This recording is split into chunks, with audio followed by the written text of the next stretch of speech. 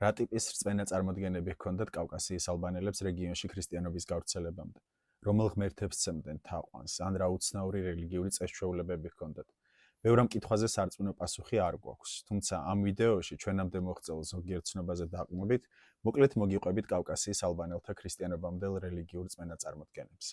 ქრისტიანობამდელი პერიოდის ალბანეთის მაცხოვრებელთა რელიგიურ წარმოდგენებზე ჩვენი ერთ-ერთი მთავარი წყარო ანტიკური ეპოქის გამორჩეული გეოგრაფი სტრაბონია.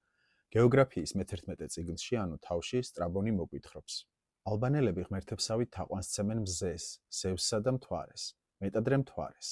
მთვარის ტაძარი იბერიის მახლობლად მდებარეობს. მეფის შემდგომ ყველაზე უფრო პატივცემულ კაცად ის ითვლება, ვინც ტაძარს ემსახურება. იგი დიდსა და მჭიდროდ დასახლებულ ხატის მამულს განაგებს და ხატის ყმების უფროსად ითვლება, რომელთა შორის ბევრი ქადაგად დაეცემა და წინასწარმეტყველებს ხოლმე.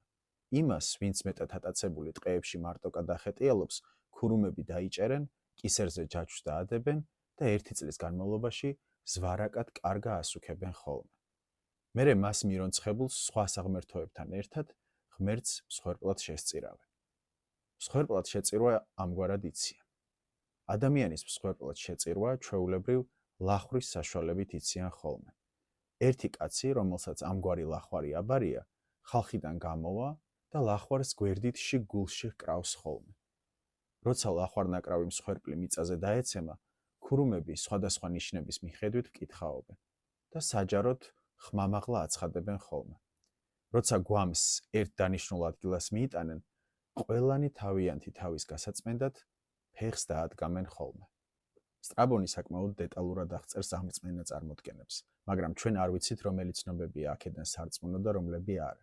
როგორც უკვე მოვისმინეთ, ბერძენი გეოგრაფი ალბანეთში მთვარის კულტის არსებობაზე წერდა. საინტერესოა, რომ მე-19 საუკუნის უდი განმანათლებელი მიხეილ ბეჟანოვი თავის ეთნოგრაფიულ ჩანაწერებში მოგვითხრობს უდიებში გავრცელებულ მთვარესთან დაკავშირებულ ერთ ასეთ წესჩვეულებაზე. როდესაც ახალ მთვარეს დაინახავ, გაიწოდე მისკენ ნეკა თითი და თქვი: მომეც მე და ჩემთვის ძვირფას ადამიანებს იქამდე სიცოცხლე, სანამ ეს ნეკა თითი შენამდე არ გაიზრდება.